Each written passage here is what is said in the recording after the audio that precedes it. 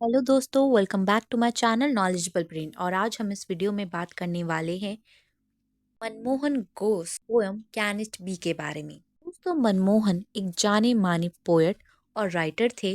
जाने जाते थे अपनी रिफ्लेक्टिव पोएट्री के लिए। उनकी पोयम के उनके काम के अक्सर जो थीम्स थे वो बेस्ड थे लाइफ, डेथ और ह्यूमन इमोशंस पर। उनकी पोयम एक्सप्रेस करती है deep sense of loss, mourning और फिलोसफिकल क्वेश्चनिंग को।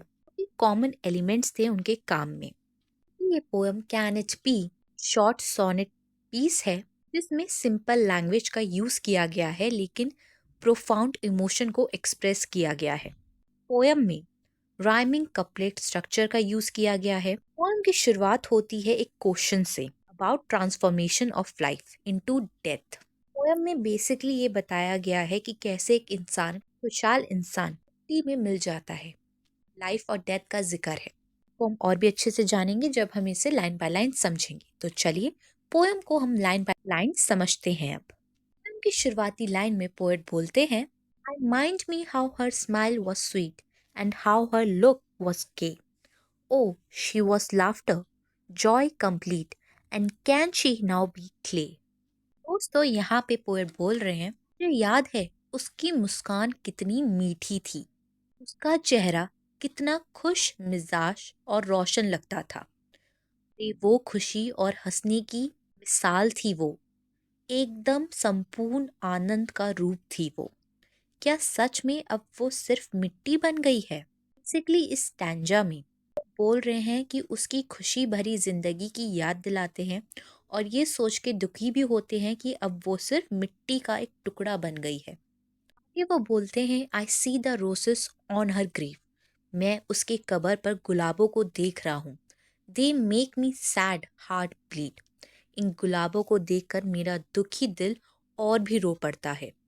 आई see the daisies shine like star, मैं चमकते हुए डेजीज को देख रहा हूँ जो तारे जैसे लग रहे हैं। And is she earth Indeed, क्या सच में वो अब सिर्फ मिट्टी बन गई है?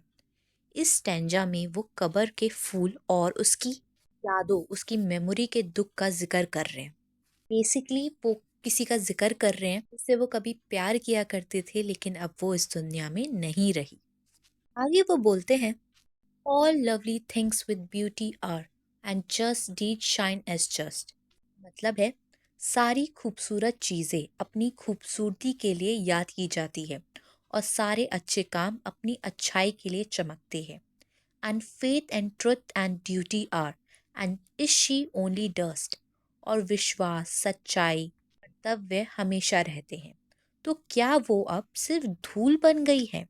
इस स्टेंजा इंसान के अच्छे कर्मों और उसकी याद को जिंदा रहने की बात करता है, लेकिन एक बार फिर उसका दुख ये है कि वो अब सिर्फ धूल बन गई है।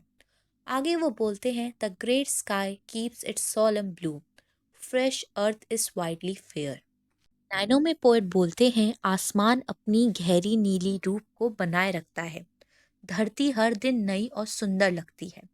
Can all things be and I and you, क्या ये सब चीजें, मैं और तुम सब यहाँ हैं। She nothing she now where, और वो कुछ भी नहीं, वो कहीं भी नहीं है। ये स्टैंजा जिंदगी के रियलिस्टिक रूप को समझाने की कोशिश करता है।